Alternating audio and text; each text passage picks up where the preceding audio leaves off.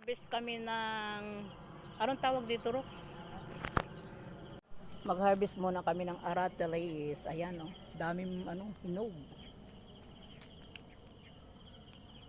Ayan si Roxanne nag-harvest. Dito naman ako sa kabila. Makakuha ng mga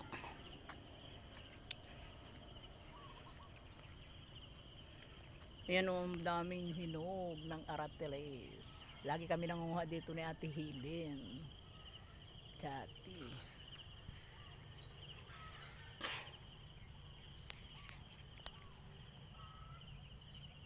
Ang aratilis.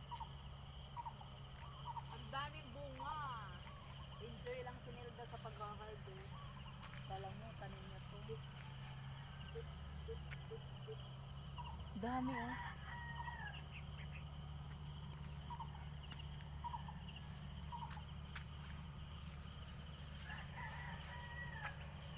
Pagkatapos mag-walking, harvest na aratilis.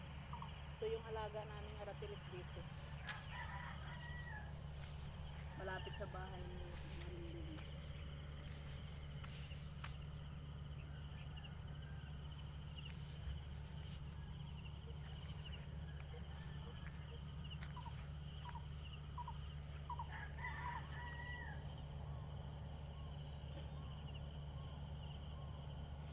Ayan, oh. Dami pa rin siya. Yung sa pinakataas naman. Okay na? Tingin ka kay ano.